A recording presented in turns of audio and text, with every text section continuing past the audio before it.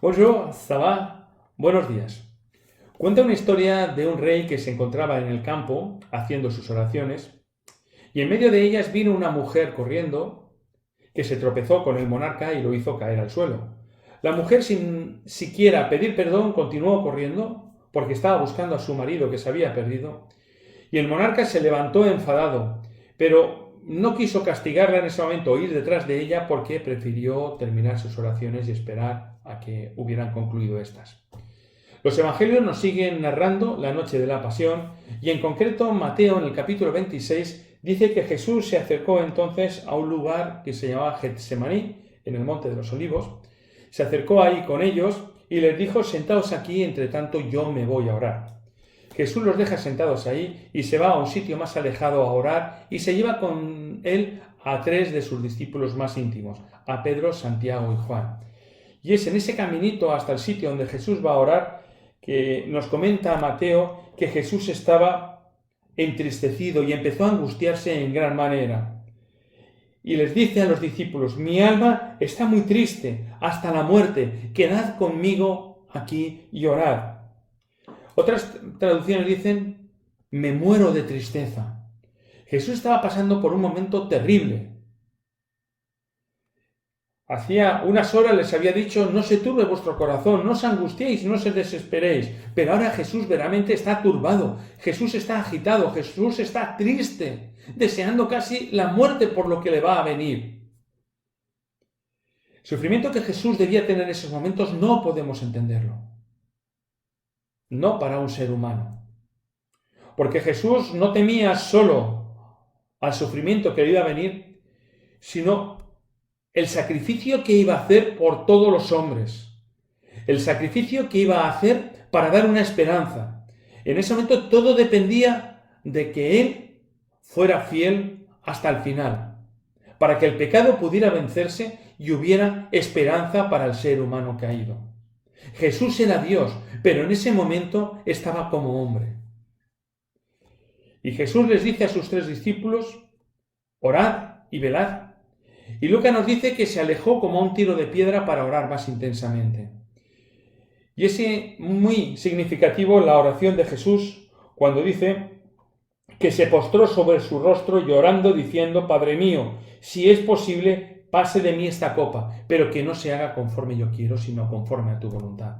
Mateo nos dice que cayó al suelo prácticamente, pegándose con la cabeza en la tierra. Jesús estaba en ese momento casi derrotado. Jesús estaba triste, angustiado, como hemos dicho antes. Lo que pasaba por su corazón, solo Él y Dios podían saberlo. Cae al suelo y ahí empieza a orar. Lucas dice que en esos momentos un ángel vino a ayudarle. Un ángel vino a reconfortarlo. Y que era tal su agonía, tal su sufrimiento, que sudaba gotas como de sangre. Jesús estaba pasando por un momento terrible, que ningún ser humano ha sido capaz de pasar ni pasará. Y en medio de eso Jesús quiere reconfortarse, dialogando con su Padre. Y le dice: Señor, yo no quiero pasar por esto, no quiero sufrir, pero hágase tu voluntad y no la mía. Es extraordinaria estas palabras de Jesús. Hágase tu voluntad y no la mía. Es verdad que Jesús sabía por qué era necesario que todo esto ocurriera. Nosotros en nuestra vida hay momentos en que no sabemos por qué pasan las cosas. Pero a pesar de todo eso debemos caer de rodillas y decir: hágase, Señor, tu voluntad y no la mía. Porque yo no lo entiendo, porque no sé lo que es mejor para mí o no. Y Jesús, que era completamente Dios, en esa faceta de humano, es capaz de orar al Padre y decirle: hágase conforme a tu voluntad y no conforme a la mía. Jesús busca el consuelo del Padre. Y esto es muy importante en la oración, porque nosotros vamos a la oración simplemente a pedir, pedir y pedir. Y la oración no es para pedir. La oración es para encontrar la voluntad de Dios y encontrar el consuelo en Dios y encontrar la dirección divina. Ahí es donde fallan nuestras oraciones, que solo son elementos de petición. Jesús ora con esta angustia, termina de orar y se vuelve hacia los discípulos. Y dice que cuando los vio, los halló durmiendo porque estaban cansados. Lucas añade además que estaban muy tristes porque veían el sufrimiento de Jesús y veían lo que iba a acontecer. Y estaban dormidos y Jesús se acerca a ellos y les dice, en concreto a Pedro, ¿ni siquiera habéis sido capaces de orar durante una hora? Pedro, el que ibas a morir por mí, el que ibas a ir a la cárcel por mí, ¿no has sido capaz de orar ni siquiera una hora? Me imagino a Pedro despertándose, con los ojos aún entrecerrados, escuchando las palabras de Jesús. Dejadme que os haga una pregunta. ¿Cuándo fue la última vez que pasasteis una hora en oración? Uno lo piensa y dice, ¿cómo es posible pasar una hora entera en oración? ¿Verdad? Y no es posible, porque como decíamos antes, nuestras oraciones son solo peticiones a Dios. Pero la oración es un diálogo con Dios. Es un encuentro, no una lista de deseos que le presento a Dios. No voy a Dios para pedirle que haga lo que quiera. Voy a Dios para que me diga qué debo hacer y para que me dé fe y fortaleza. No sé si alguna vez cuando estáis orando paráis. En medio de la oración no dejáis o no decís nada y dejáis que el Señor os hable. No sé si alguna vez oráis a Dios conversando. Y cuando digo conversando, digo hablando. Conversando con Dios y dando tiempo a que nos responda. Y volviendo otra vez a dialogar y parando para que nos responda. Os digo algo, puede parecer de locos, pero es extraordinario cuando se ora con Dios así. Cuando se dialoga, cuando paramos esos momentos para que nos diga lo que necesitamos oír. Hace unas semanas que estaba muy preocupado por algunos acontecimientos que habían ocurrido en la familia. Hablando con Dios, dialogando con Dios, le decía, ¿por qué, Señor? ¿Por qué pasa esto ahora? Y en ese momento vino un flash a mi mente. Algo extraordinario que me hizo darme cuenta del por qué. Los pelos se me erizaron. Fue tan emocionante que lloré en ese momento dialogando con Dios, viendo cómo Dios contesta, responde. No siempre nos dice lo que queremos oír, no siempre nos dice lo que preguntamos porque no es el momento. Pero si descubrimos que la oración es un diálogo con Dios, podemos pasar mucho más de los 10 minutos que solemos pasar. Si dedicamos a meditar en la Biblia, a parar y a orar, podemos pasar mucho tiempo con Él. Recordar esta frase, ¿ni siquiera una hora habéis sido capaces de velar?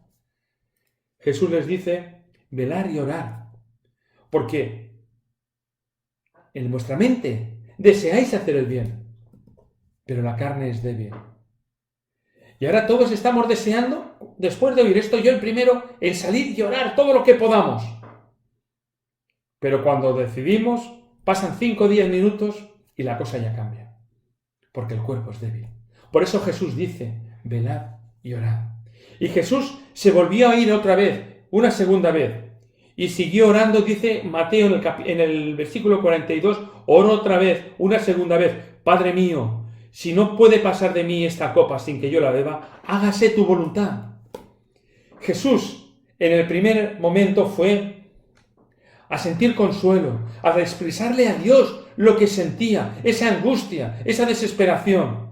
Y ahora vuelve a decirle simplemente, ya está claro, Señor, que se haga tu voluntad en mí. Confío en ti. Esta segunda oración ya es de confianza.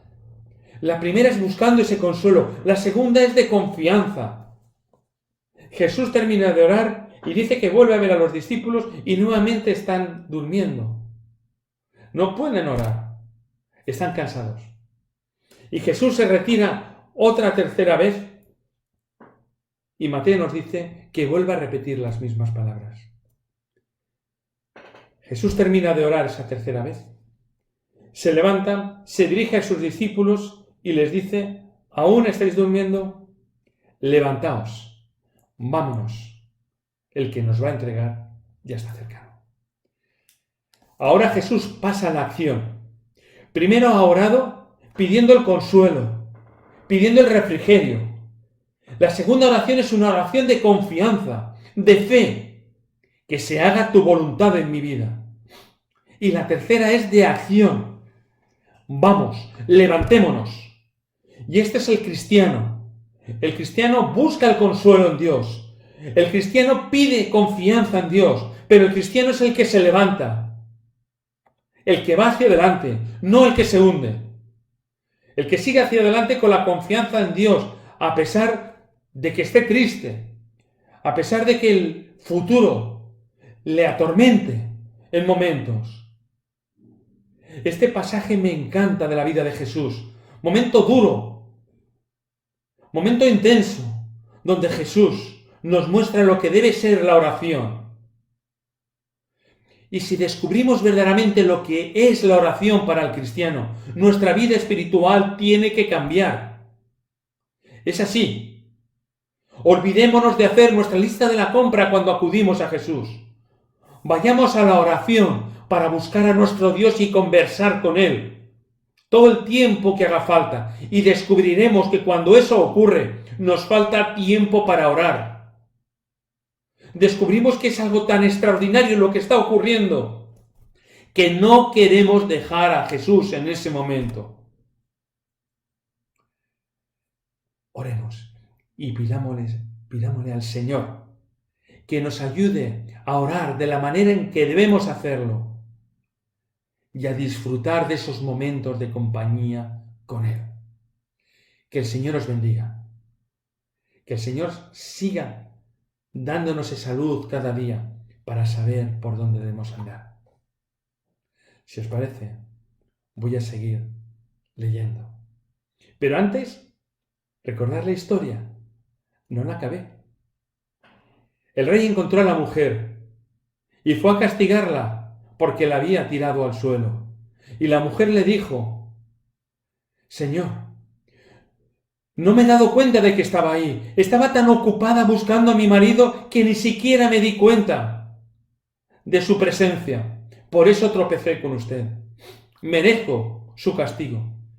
Pero, igual como yo no me he dado cuenta, porque había algo que me preocupaba más. Si estaba usted orando a Dios, debía estar tan embelesado que ni siquiera debía darse cuenta de mi presencia que le hizo tropezar. El rey se quedó pensativo, perdonó a la mujer y se dio cuenta que en cierta parte tenía mucha razón. Ahora sí, sigo leyendo. Bendiciones. Que tengáis un día extraordinario.